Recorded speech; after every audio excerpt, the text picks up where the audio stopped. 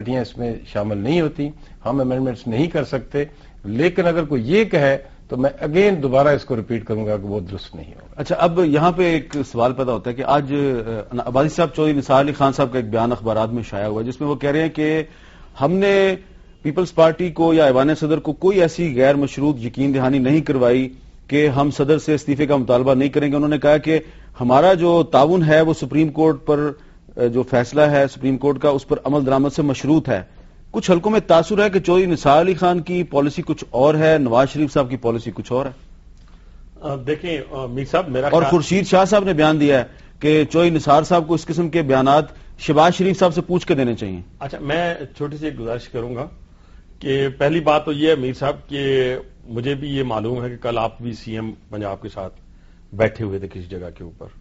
اور آپ کی موجودگی میں بہت ساری باتیں ہوئی، مجھ سے زیادہ آپ جانتے ہیں، پہلی بات تو یہ ہے۔ لیکن جہاں تک چودھری نثار علی خان کی پالیسی کی بات ہے، میرا خیال ہے کہ پاکستان مسلم لیگ نون کا جو پارلیمنٹیرین ہے وہ اگر کسی پالیسی کو ٹو کرتا ہے میاں نواز شریف کے بعد تو وہ چودھری نثار علی خان کی ہے، اور چودھری نثار علی خان وہی کہتے ہیں جو میاں محمد نواز شریف کی پالیسی ہوتی ہے۔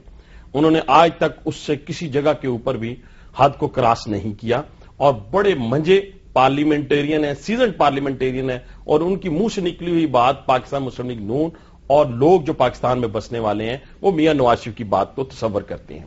میں تھوڑی سی ایک بات کہنا چاہتا ہوں کہ میرے بھائی نے بات کی، ایک ہوتا ہے ٹریڈ ڈیفیسٹ، ایک ہوتا ہے ٹرسٹ ڈیفیسٹ، اور میں بات کرنا چاہتا ہوں جس طرح یہ دیہاتی ہیں تو میں دکاندار ہوں، تو میں جس بازار میں جس طریقے سے یہ دیہاتی ہیں اس طریقے سے میں دکاندار ہوں، تو میں جس بازار میں کام کرتا تھا تو اس میں جب ایک بندہ جو ایک دکاندار کمٹمنٹ آنر نہیں کرتا تھا تو اس کو کوئی دوسرا تیسرا جو سامان دینے والا سوداگر ہوتا تھا وہ سودا نہیں دیتا تھا، اور جس پہ ٹرسٹ ہوتا تھا بغیر پیسے کے، ایون کہ وہ کہتا تھا مجھے اتنے کارٹن نہیں چاہیے، 30 کارٹن نہیں، مجھے 15 دو۔ یہ ذمہ داروں کی اور دکانداروں کی لڑائی ہے، وہ 30 پھینک جاتے تھے۔ نہیں، یہ ذمہ داروں کی نہیں ہے، یہ آئین اور قانون کی بالادستی کی لڑائی ہے، اور اگر اس کے آئین اور قانون کی بالادستی کی لڑائی سمجھ کے کوئی لڑے گا، خواہ وہ حکومت بھی ہو، تو ہم اس کے ساتھ ہیں۔ اور حکومت کو چاہیے کہ اپنے آپ کو دیکھیں، ہم اس وقت میرا خیال ہے انہوں نے بات کی جی ان کے پاس ممبرز پورے نہیں ہیں، کون سی پارٹی ہے؟ کیا کاف لیگ نے نہیں کہا؟ جنہوں نے 70th امینڈمنٹ 58(2) سائن کی، انہوں نے کہا کہ جی ہم اس کو ختم کرنے کے لیے تیار ہیں، ہم ان کو ختم کرنے کے لیے تیار ہیں، علل اعلان کہتے ہیں ابھی ان سے کسی سے لے لیں، بیپر لے لیں۔ نیت کی بات ہے، دیکھیں نا، اگر یہی سارا کچھ معاملات جو میں نے پہلے اشارتاً اپنے بھائی کو بتائے ہیں کہ آپ کو ایک عادت پڑ گئی ہے، آپ نے ہر کام رات 4 بجے یعنی شام 4 بجے سحری کے وقت، شام 4 بجے نہیں، شام 4 بجے تو بڑا ڈیسنٹ ٹائم ہوتا ہے، مطلب کہ انہوں نے ہر ٹائم جو ہے وقت کام جو کرنا ہے وہ 4 بجے جا کے کرنا ہے، صبح کے وقت۔ اب اس کی مجھے حکمت کا نہیں پتا، یہ فجر سے پہلے کام کرتے ہیں نا، فجر سے پہلے اگر فجر کے وقت بھی کریں تو اس کا مطلب تہجد پڑھنے والے لوگ ہیں یہ؟ نہیں، فجر سے پہلے کرتے ہیں نا، ہو سکتا ہے جی میرے سے زیادہ فجر اچھی یا ہر لحاظ سے اچھی ہے، اس پہ میں نہیں پڑھنا چاہتا۔ میں جو ان کو بات بتانا چاہتا ہوں کہ پاکستان مسلم لیگ نون دیکھیں کتنا بڑا ان کو سٹینڈ دیا ہوا ہے، اور ان کو یہ اس لیے دیا ہوا ہے کہ ہم سمجھتے ہیں کہ یہ جو سسٹم ہے، اس سسٹم کے لیے ہم نے 9 سال جلا وطنی گزاری ہے، 9 سال، اس کو کسی طور پہ ہم ڈی ریل نہیں ہونے دیں گے، لیکن کب تک پکڑ کر ہم بیٹھے رہیں گے ان کو کہ یہ گرے نا۔ اچھا شفقت محمود صاحب، میرا خیال میں تھوڑا سا اجازت دیں جی، یا صاحب جیسے آپ کا سسٹم ہے چل رہا ہے، وہ اصل میں ساتھ ہی بات کروں۔ اصل میں انہوں نے ٹھیک ہے عباسی صاحب جو ہے نا یہ آج کل جو ہے نا یہ اوکے جیسے آپ چلائیں، اخبار نویس بھی بنے ہوئے ہیں نا، تو یہ ہماری بھی جو ہے نا وہ مخبری کرتے رہتے ہیں کہ ہم کدھر گئے تھے کدھر نہیں گئے تھے۔ تو انہوں نے کہا جی کہ آپ بھی کل ایک جگہ بیٹھے ہوئے تھے، شہباز شریف صاحب موجود تھے، وہاں پہ چودھری نثار صاحب بھی موجود تھے، تو وہاں پر اب کیونکہ انہوں نے بات کر دیا تو پھر میں نے کہا میں اس میں سے آپ کے ساتھ کچھ شیئر کر کے تو آپ کا تجزیہ لے لیتا ہوں۔ تو شہباز شریف صاحب یہ فرما رہے تھے کہ ٹھیک ہے، وہ کہتے ہیں کہ ہم 7ویں ترمیم ختم کرنا چاہتے ہیں، لیکن کم از کم مجھے یقین نہیں ہے کہ 7ویں ترمیم ختم کریں گے۔ تو یہ ٹرسٹ ڈیفیسٹ ہے، اس کی وجہ کیا؟ آپ کا تجزیہ؟ نہیں، بڑی سمپل بات ہے نا، دیکھیں نا، جس وقت حکومت آئی الیکشن کے بعد مارچ 2008 میں، تو اس وقت مری کا معاہدہ ہوا اور اس پہ کہا گیا کہ جوڈیشری کو بحال کیا جائے گا، نہیں کیا۔ اس کے بعد شاید اگست میں، بلکہ ایک دبئی میں بھی ہوا، اس پہ بھی بحالی نہیں ہوئی۔ پھر ایک اگست میں تحریری طور پہ لکھ کے دیا گیا، بعد میں کیا کہا گیا کہ یہ کوئی قرآنی حکم تو نہیں تھا۔ اس کے بعد سی او ڈی کی جو بات محترمہ نے دستخط کیے تھے جس پہ، اس پہ عمل درآمد کی طرف کوئی پیش، اور مجھے افسوس ہے اس بات کا، مجھے افسوس اس لیے ہے کہ اگر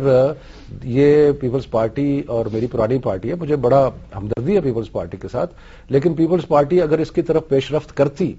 تو آج حالات بالکل مختلف ہوتے. اگر جوڈیشری کو وقت پہ بحال کرتی، اگر چارٹر آف ڈیموکریسی پہ عمل درآمد کرتی، اگر کانسٹیٹیوشنل امینڈمنٹس جو ڈکٹیٹر نے کی تھی ان کو ختم کرتی، تو آج پیپلز پارٹی کی پوزیشن عوام میں اور اداروں میں بالکل ہی مختلف ہونی تھی. لیکن جیسے یہ کہہ رہے ہیں نا 4 بجے، میرا خیال ان کا اشارہ اس بات کے تھا کہ جب تک کوئی بہت ہی گردن پہ چھری نہ آ جائے تب تک فیصلے. دیکھیں نا بحالی کی مارچ 2009 میں 1 سال کے بعد کس وقت کی، جبکہ ایک عوام کا ایک ریلا جو ہے وہ گجرانوالہ کے قریب پہنچ چکا تھا. تو اس طرح کیوں کرتے ہیں؟ اگر وقت پہ چیزیں کر لیں. اب بھی میں کہتا ہوں کہ جو بھی جمہوری اصول ہے ان پہ ان کی پاسداری کریں. کانسٹیٹیوشن کی میں جو چینجز لانی ہیں پی ایم ایل این مل کے ساتھ 17ویں ترمیم ختم کریں. جو این آر او کا اچھا محترم گوندل صاحب فرما رہے تھے کہ ہم نے کب کہا ہے کہ ہم فیصلے پہ عمل درآمد نہیں کریں گے. جب سوئس کیسز کی بات ہوئی، یہ ایک علیحدہ بحث ہے کہ وہ آرڈر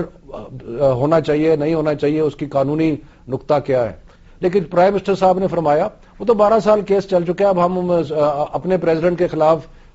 سوئس عدالتوں میں ریفرنس کریں. فوزیہ وہاب صاحب نے بھی کوئی اسی قسم کی بات کی. سلمان تحصیل صاحب تو سب سے آگے نکل، اور سلمان تحصیل صاحب نے ماشاءاللہ وہ تو ہے ہی ان گائیڈڈ میزائل، وہ انہوں نے کورٹ کو ڈائریکٹلی چیلنج کر دیا کہ یہ 2 لفظوں کا فیصلہ ہونا چاہیے تھا وغیرہ وغیرہ. تو یہ میں اگین گزارش کروں گا گوندل صاحب سے کہ یہ تاثر اس لیے ابھرتا ہے کہ یا تو پارٹی کے اندر ڈسپلن نہیں ہے، یک زبان سے کوئی بولتے نہیں ہے، یا کوئی صحیح بریفنگ نہیں دی جاتی کہ جی کوئی کچھ کہہ رہا ہے کوئی کچھ کہہ رہا ہے. تو ان سے میں گزارش کروں گا کہ آپ کی پارٹی کی جو واضح پالیسی، دیکھیں سپریم کورٹ کے فیصلے کے کئی نکات ہیں، اس میں سوئس کیسز کے بھی نکات ہیں، اس میں نیب کے بارے میں احکامات ہیں، نیب کے چیزوں لوگ ملک قیوم صاحب کے بارے میں اس میں حکم ہے، اس قسم کی کافی ساری چیزیں. اب اتنے کو ہفتہ 10 دن گزر گئے ہیں، ابھی تک میں ان سے پوچھنا چاہوں گا کہ کیا فارورڈ پیش رفت کیا ہوئی ہے، ذرا آپ بتائیں تو صحیح ہمیں. آپ چاہتے ہیں ملک قیوم صاحب کے خلاف کارروائی ہو، تو یہ مجھے پتا ہے گوندل صاحب آپ اس وقت بہت بے چین ہیں، آپ کے چہرے پہ کافی خفگی کے اثرات بھی ہیں، لیکن ایک چھوٹا سا وقفہ لیتے ہیں اور گوندل صاحب کو پورا حق ہے اپنی رائے کے اظہار کا. گوندل صاحب سے بات کریں گے چھوٹے سے وقفے کے بعد.